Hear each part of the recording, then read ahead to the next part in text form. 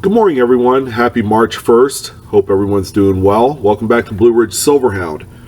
So I had called a friend of mine after scouring some of the recently sold higher profile coins on Heritage Auctions Long Beach Expo sale.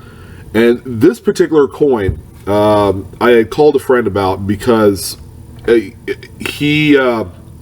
he's an avid collector of American Silver Eagles. He probably has several thousand coins. He has about 200-300 of each date. And I said, hey, did you know that a 1999 Silver Eagle that was graded by NGC, out of all places, and not even PCGS, where it seems to be like the gold standard, quote unquote, of grading, but NGC, graded mint state 70, sold through this Heritage Auctions Long Beach Expo sale for $7,200, and he flipped a lid because he does own a few of the slabbed pieces. He does, like, he gets the first off the line, first strike type coins. This is like his big thing every year, and I would venture to guess that for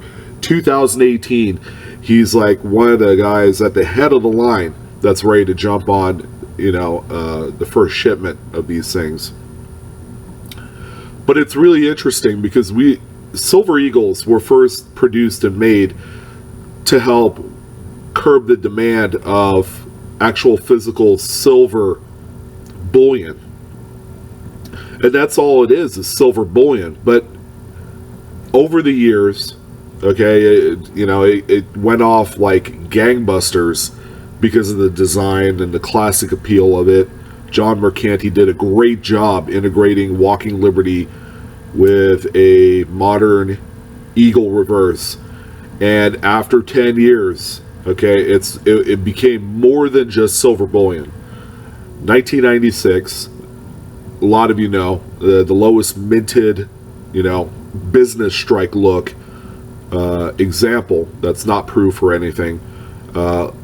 Lowest minted, kind of set the stage for what would be like a premium item. Premium being that it's sold for a lot more than what the 1 ounce of silver calls for.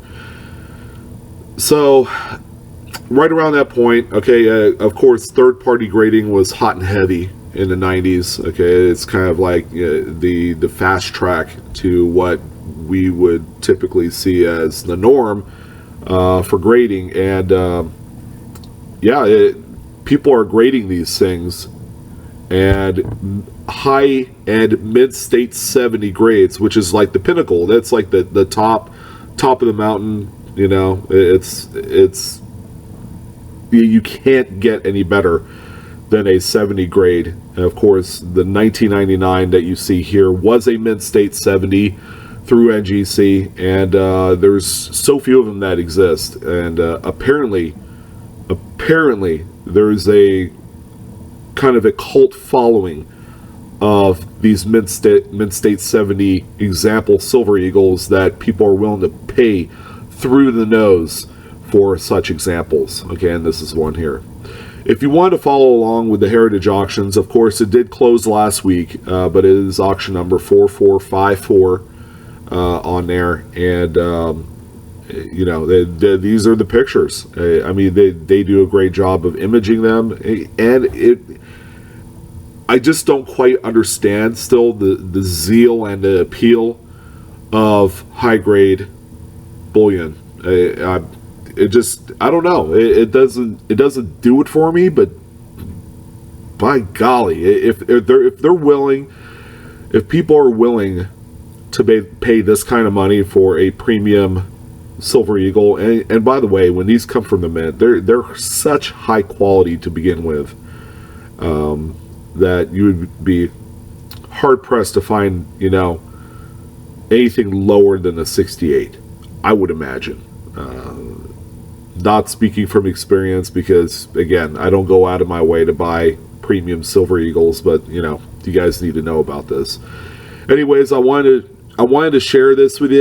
It's a really interesting auction, to say the least.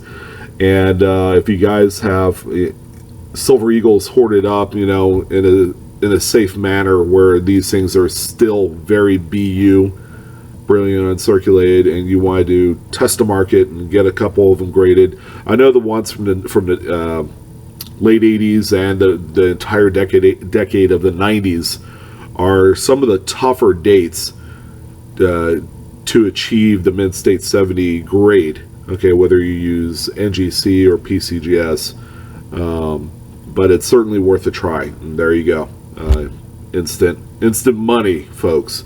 So thanks again for joining. I appreciate your guys' time. You guys have a fantastic week. I'm going to be highlighting more of these Long Beach Expo sale items as I kind of sort and filter through all of the realized sales. But as always, you guys keep searching, you keep stacking. Love to hear what you guys think. You guys have a fantastic day, and I shall talk to you soon. Take care.